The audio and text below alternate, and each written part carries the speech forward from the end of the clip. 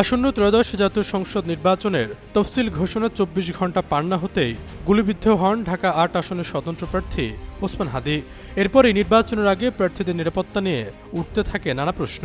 হাদীকে গুলি করা সন্ত্রাসীদের ধরতে সরকারের পক্ষ থেকে কড়া হুঁশিয়ারি দেয়া হলেও এখন পর্যন্ত শুটারকে ধরতে পারেনি আইনশৃঙ্খলা বাহিনী। অন্যদিকে বিভিন্ন মহল থেকে দাবি করা হচ্ছে আততায়ীরা বর্ডার পেরিয়ে এরই মধ্যে ভারতে পালিয়ে যেতে সক্ষম হয়েছে।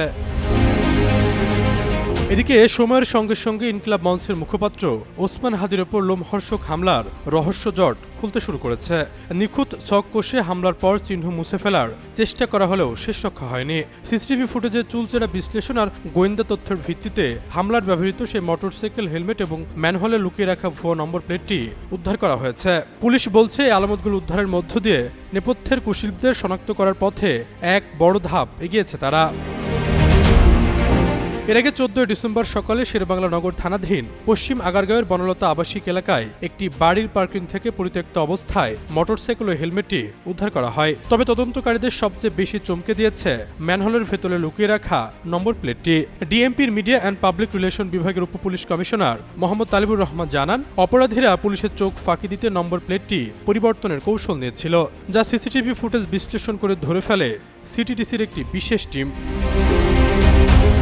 তদন্তে উঠে এসেছে হামলার ব্যবহৃত মোটরসাইকেলটি মোট ৮ বার হাতবদল হয়েছে। তদন্ত কর্মকর্তারা জানান, প্রথম মালিক আব্দুর রহমানের হাত থেকে এটি শহীদুল রাসেল মার্কেট প্লেস হয়ে ওবায়দুল, আনারুল এবং শুভর হাতে যায়। সবশেষ হামলার প্রধান সন্দেহভাজন ফয়সালের সহযোগী মোহাম্মদ কবিরের পরিচয়পত্র ব্যবহার করে মহিউদ্দিন ইসলাম নামে বাইকটি কেনা হয়েছিল।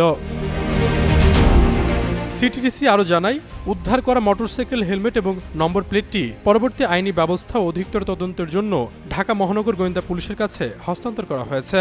ওসমান হাদীর ওপর এই বর্বরচিত হামলার ঘটনায় জড়িত মূল ঘাতকদের গ্রেপ্তারে চিরুনি অভিযান অব্যাহত রয়েছে। আশরাফুল ইসলাম, যুগান্তর নিউজ।